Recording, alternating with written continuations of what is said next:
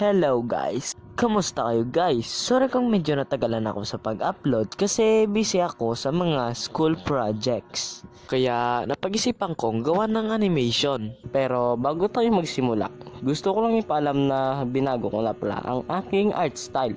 Sana magustuhan nyo at punta na tayo sa kwento. High school life. Sa high school, hindi talaga mawawala ang mga project. Yung tipong wala kayong pasok at siyang-saya ka na dahil wala kayong pasok na hindi mo alam magbibigay pala ng mga project ang teacher nyo sa GC nyo.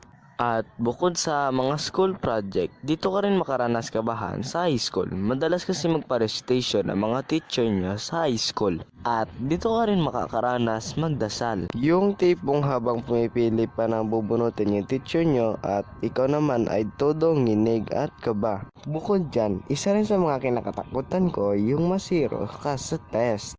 Okay class, kung sino ang masi-zero bukas sa ibibigay ko na long test ay magre-report.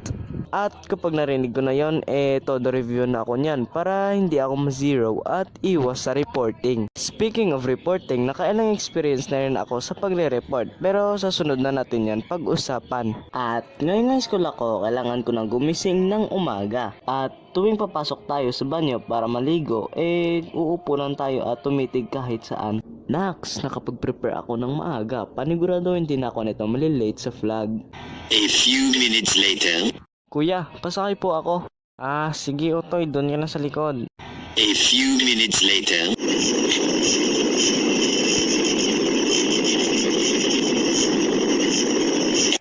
A few minutes later. Ay, sobrang sikip naman.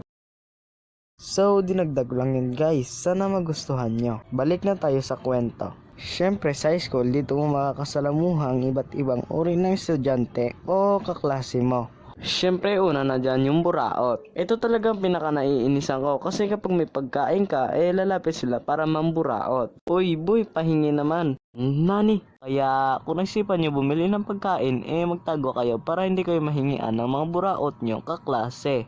Pati nga yung papel hindi pinapalagpas ng mga buraot nyong kaklase. At kung may papel ka, wag mo lahat ilabas kung ayaw mo mahingian ng mga buraot mong kaklase. Punta naman tayo sa Playboy. Ito na naman yung kaklase mo na maraming jowa. Yung tipong kakabreak lang nila ng jowa niya, kinabukasan meron naman siyang bagong jowa. At ito pa mga tropa, kahit na may jowa siya, nai-inlove pa rin siya sa iba. Siyempre hindi mawawala si Boy Absent. Ito na naman yung kaklase mo na pala absent. Yung tipong tuwing Friday laging absent. So yan lang guys, sana magustuhan nyo. At kung nagustuhan nyo, paki-like, share, comment at subscribe. May dahil sa inyo guys, mas ginanahanta ako sa paggawa ng mga animation. Kaya see you sa next video. Salamat nga pala sa inyo guys. Bye bye!